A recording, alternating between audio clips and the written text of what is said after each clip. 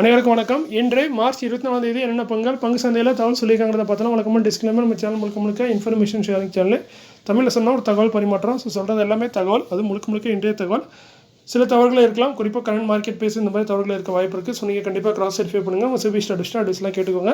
நான் செபி ஸ்ட்ராட்டஜியில் நானும் உங்களை மாதிரி ஒரு சாதாரண இன்வெஸ்டர், எனக்கு தெரிஞ்ச தகவலை ஒரு நண்பரை ஷேர் பண்ணுற மாதிரி இந்த வீடியோ மூலமாக அவங்களோட ஷேர் பண்ணுறேன். ஸோ இது முழுக்க தகவல் ஷேரிங் தான். ஸோ ரெக்கமெண்டேஷன்ங்கிறது இல்லவே இல்லை. ஃபண்டமெண்டலி ஸ்ட்ராங்கான ஸ்டாக் இருக்கும், ஃபண்டமெண்டலி வீக்கான ஸ்டாக் இருக்கும். மொத்தத்தில் இதோட தகவல். We are providing only information, no any recommendation. நீங்கள் வீடியோவில் பார்க்குறது dividend, bonus, upcoming board meeting, order received by listed companies. கடைசியாக பார்த்தீங்கன்னா பிசிஜியோட ஸ்மால் அப்டேட்டு. இதே தான் போன வீடியோலாம் சொல்லியிருப்பேன்னு நீங்கள் நினைக்கலாம். பட் அதோட இது கொஞ்சம் புதுசாக இருக்கும். இன்றைக்கி வழக்கம் போல் மார்க்கெட் கண்டிஷன் இல்லாமல் இன்றைக்கி வழக்கத்துக்கு மாறாக இருந்தது. நல்ல ஒரு முன்னேற்றமாக இருந்துச்சு. இதுக்கு முக்கிய காரணம் வழக்கத்துக்கு மாற எஃப்ஐஎஸ் பை பண்ணது தான். 3055 கோடிக்கு பை பண்ணியிருக்காங்க ஓவராலாக. அதே மாதிரி டிஏஎஸும் பை பண்ணியிருக்காங்க 98 கோடிக்கு ஓவராலாக. ஸோ இதனால தான் மார்க்கெட்டு இன்றைக்கி நல்ல ஒரு க்ரீனில் இருக்குது. கடந்த ஒரு வாரமாக பார்த்திங்கன்னா மார்க்கெட் கொஞ்சமாக மேலே வந்து இப்போ நல்ல ஒரு முன்னேற்றத்தில் இருக்குது. ஸோ இதுதான் சொல்கிறது, பாட்டம் ஃபிஷிங் பண்ணிங்கன்னா கொஞ்சம் வந்து அவங்க போர்ட்ஃபோலியோ க்ரீன் ஆகிறதுக்கு வாய்ப்பு இருக்குது. ஸோ அந்த ஒரு வாரம் முன்னாடி வீழ்ச்சியில் யாராவது இன்வெஸ்ட் பண்ணியிருந்தாங்கன்னா இன்றைக்கி நல்ல ஒரு பெரிய லாபத்தில் இருந்திருப்பாங்க. பட் நம்ம ஆவரேஜ் பண்ணியிருந்தால் கூட இன்றைக்கி ஓரளவுக்கு நம்ம லாஸ்ட்லேருந்து மேலே வந்திருக்கலாம். ஸோ அந்த மாதிரி டைமில் வீடியோ போடும்போது நிறைய சொன்னாங்க பணம் போடுறதுக்கு பணம் இல்லைன்னு. பட் மார்க்கெட் அதான் கண்டிஷனு, நம்மளோட பணம் இல்லைன்னா தான் மார்க்கெட் கீழே விழும். ஸோ நம்ம ஆவரேஜ் பண்ணியிருந்தால் இன்றைக்கி கொஞ்சம் ஓரளவுக்கு மேலே வந்திருக்கும் நம்ம போர்ட்ஃபோலியோ. பட் என்னோடய போர்ட்ஃபோலியோ நான் பெருசாக ஆவரேஜ் பண்ண முடியல. அதனால் என்னோடய போர்ட்ஃபோலியோ இன்னமும் கொஞ்சம் ரெட்டில் தான் இருக்குது. மேபி இந்த லாங் டைம் போர்ட்ஃபோலியோ மேபி இன்னும் 2 நாள் இதே மாதிரி போச்சுன்னா கண்டிப்பாக ப்ராஃபிட்க்கு வந்துடும்னு நினைக்கிறேன். உங்கள் போர்ட்ஃபோலியோ எல்லாம் க்ரீனாக இருக்கும்னு நினைக்கிறேன். இன்றைக்கி வீடியோ பார்த்துடலாம். ஃபஸ்ட்டாக பார்க்குறது Kama holdings limited. Current base 2665, ₹17.75 டிவிடெண்டாக தராங்க ஒரு ஷேருக்கு. டிவிடெண்டில் வந்து 6% அதிகமாக இருக்குது. இதோட ரெக்கார்ட் டேட் பார்த்தீங்கன்னா 28 மார்ச். செக்டார் பார்த்தீங்கன்னா ஹோல்டிங் கம்பெனியாக இருக்குங்க. இதோட பேமெண்ட் பார்த்தீங்கன்னா 22 ஏப்ரலுக்குள்ளே அக்கௌண்ட்டுக்கு வந்துடும்னு சொல்கிறாங்க கம்பெனி. அடுத்து பார்த்தீங்கன்னா TVS holdings limited 8948 current base 93 கோடி ப்ராஃபிட் பண்ணி ₹93 அப்போ டிவிடெண்டாக தராங்க. டிவிடெண்டில் பார்த்தீங்கன்னா 1% கொஞ்சம் அதிகமாக இருக்குது. ரெக்கார்ட் டேட் வந்து 28 மார்ச். செக்டார் வந்து இன்வெஸ்ட்மெண்ட் கம்பெனியாக இருக்காங்க டிவிஎஸ் ஹோல்டிங் லிமிடெட்.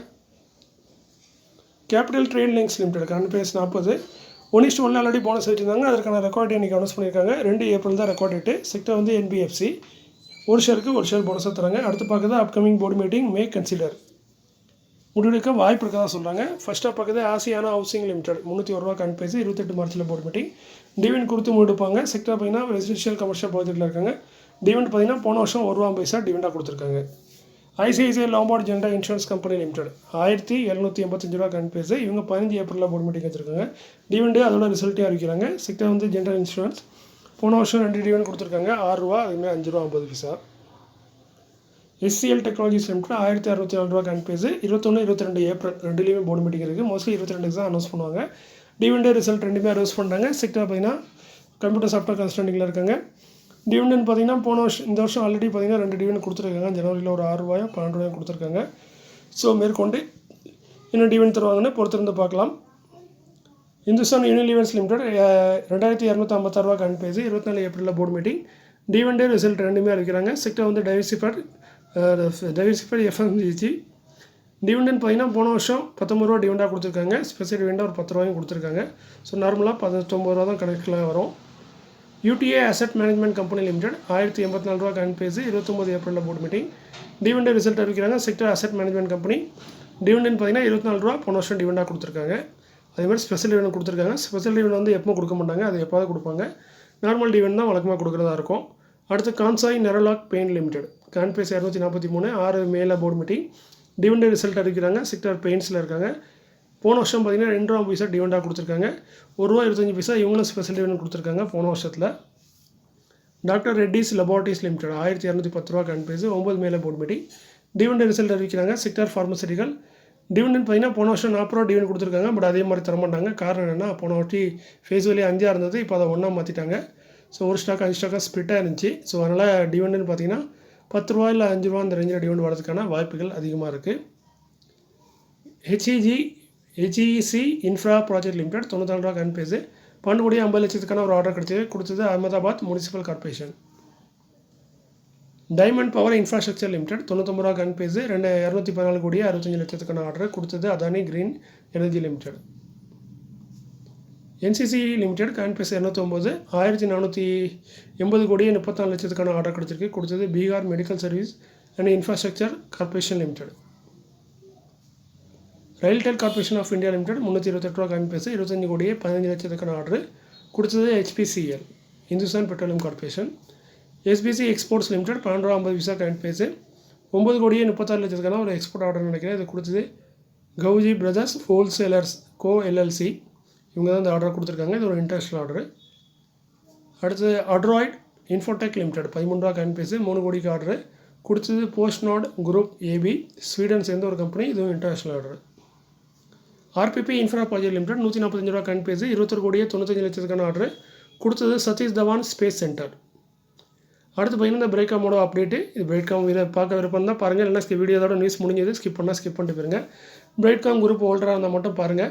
என்ன அப்டேட் கொடுத்துருக்காங்கன்னா இன்றைக்கி ஒரு நேற்று வெளியிட்டிருக்க ஒரு அறிக்கையில் என்ன வெளியிட்டிருக்காங்கன்னா அந்த கம்ப்ளைண்ட்ஸ் அப்டேட், அதாவது செபி சொல்லியிருந்தாங்க இது மாதிரி உங்கள் வெப்சைட்டில் நிறைய தான் நீங்கள் அப்டேட் பண்ணாமல் வச்சுருக்கீங்க இந்த ரிசல்ட்டெல்லாம், அதெல்லாம் கரெக்டாக அப்டேட் பண்ணுங்கன்னு. அதே மாதிரி இப்போ என்ன சொல்லியிருக்காங்கன்னா ரெகுலேஷன் 20 ரெகுலேஷன் 46 இது எல்லாமே பார்த்திங்கன்னா நாங்கள் அப்டேட் பண்ணிட்டோம் எங்கள் வெப்சைட்டில்.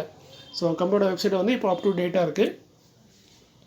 அடுத்து பார்த்திங்கன்னா ரிவேகேஷன் ஆஃப் சஸ்பென்ஸ் ஆஃப் ட்ரேடு, அதாவது ட்ரேடை வந்து ஸ்டாப்பாக இருக்குது, அதை ரிவேகேஷன் பண்ணதுக்கு திரும்ப ட்ரேடிங் ஸ்டார்ட் பண்ணதுக்கான என்ன முயற்சியில் இருக்காங்கன்னு பார்த்தீங்கன்னா NSE has completed the its site visit in January 25. January 25 NSE வந்து விசிட் பண்ணியிருக்காங்கன்னு நினைக்கிறேன், சைட் விசிட் பண்ணியிருக்காங்கன்னு நினைக்கிறேன். ஸோ அதே மாதிரி இப்போ என்னென்னா NSE வந்து ஆல்மோஸ்ட் ஓகேன்னு தான் நினைக்கிறேன். BSEயோட பதிலுக்கு தான் வெயிட்டிங்கில் இருக்கும். Not to move forward. So the company is marketing making all effort to get it done as soon as possible. So அதெல்லாம் கம்பெனி என்ன எவ்வளோ சீக்கிரம் முடியுதோ அவ்வளோ சீக்கிரம் திரும்ப ட்ரேடிங்கை ஸ்டார்ட் பண்ணதுக்கான முயற்சியில் இருக்காங்க அப்படிங்கிற மாதிரி தெரிவிச்சிருக்காங்க. ஸோ NSEயில் வந்து ஓரளவுக்கு டீட்டெயில் முடிஞ்சது. NSEயில் வந்து கிரீன் சிக்னல் மாதிரி தான், BSEயோட கிரீன் சிக்னலுக்காண்டி வெயிட்டிங்கில் இருக்கிற மாதிரி தான் சொல்லியிருக்காங்க. அதே மாதிரி appeal against SEBI order, SEBI கொடுத்த ஆர்டரில் பார்த்திங்கன்னா இப்போ ரீசெண்டாக நம்ம நேற்று பார்த்தது அதுதான். அதாவது இவங்க ப்ரொமோட்டர் வந்து சுரேஷ்குமார் ரெட்டி, அவருக்கு வந்து 15 கோடி என்னமோ பெனால்ட்டி போட்டிருந்தாங்க. அதுக்கு வந்து ஸ்டே ஆர்டர் வாங்கியிருந்தார் ஹைகோர்ட்டில், ஹைதராபாத் ஹைகோர்ட்டில். அது வந்து ஒரு 2 வாரத்துக்கு எந்த ஒரு பெனால்ட்டியும் கலெக்ஷன் பண்ணக்கூடாது, ஹோல்டிங்கில் வைங்க அப்படிங்கிற மாதிரி கம்பெனி கோர்ட் தீர்ப்பளிச்சிருக்காங்க.